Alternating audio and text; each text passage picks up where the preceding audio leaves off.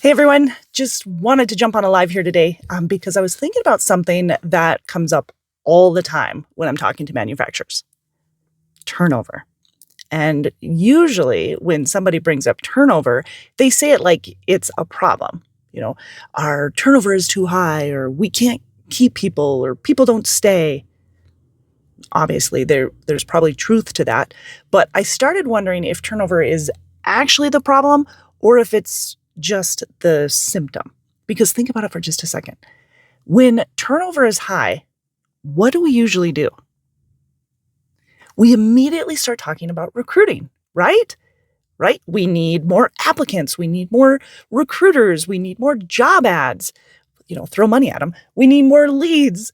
But before we talk about any of that, I think there are some questions that are worth asking. Like, why are people leaving? And I don't mean it like as like a throwaway question by any means. I really want you to ask. I mean, really, why? Are they quitting? Are they getting fired? Are they leaving after a week or 30 days or 90 days, a year? Because all of those are very, very different problems. If people are leaving on their own, what's causing it? Is it leadership, communication, training, culture, expectations, compensation, right? What is it? And if people are being fired or terminated, that's a whole nother conversation. Were they a wrong fit from the beginning? Were expectations clearly communicated? You might have to own up on some of this. Did they understand what success looked like? Were they properly trained, or did you throw them into the job and just hope that they'd figure it out?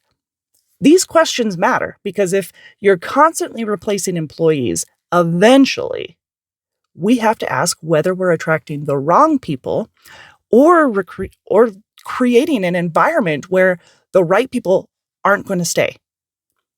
And that's where recruiting comes back into the conversation, because recruiting isn't just about filling positions. It's about attracting the right people. And I learned a long time ago that when applicants have a realistic understanding of the job before they apply, everybody wins. They know what they're getting into. The employer knows what they're getting. Expectations are clear, and usually retention improves because there are fewer surprises. And one of the reasons that I'm such a believer in video is because it helps create clarity. When people can see a facility, or when they can see or hear from employees, or when they understand your culture, when they have a realistic picture of the work, they're going to make an informed decision.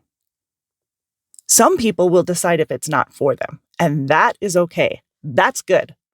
That's actually a win, because it's much better to lose a candidate before they start than lose an employee after you've invested weeks or months into training them. And here's another thing that I've been thinking about, because sometimes companies are measuring turnover, but not measuring the reason behind it. They're tracking the outcome. They're not tracking the cause. And if you don't know the cause, it's really difficult to fix it. I mean, how are you going to fix it? So if you're dealing with high turnover right now, I encourage you to ask some deep questions. Ask deeper questions than you're asking. Is it really a retention problem? Or is it a recruiting problem? Is it a training problem? Is it an onboarding problem? Is it a leadership problem? Is it an expectation problem? Because until you identify the root cause, you're just treating symptoms. So I'd love to hear from you on this, because if you're in manufacturing and you've dealt with turnover, what's been your biggest factor? What's worked? What hasn't? Drop it in the comments, because I am genuinely curious what you're seeing. Does it compare to what I'm seeing? And if you're trying to build a more predictable recruiting process that attracts better applicants from the start, I did put together a free guide. It's called the Workforce Attraction Blueprint. It's designed specifically for manufacturing leaders who want to stop chasing workers and start attracting them without relying on outside recruiters or job boards or paid leads, expensive paid leads, none of that. So the link is in the description, or it will be here shortly. If you're building or managing a manufacturing recruiting team, make sure that you connect with me on this as well. That's the conversation that I have every single day, and I'd love to hear what's working inside of your organization. Thanks for jumping on. I will see you in the next one.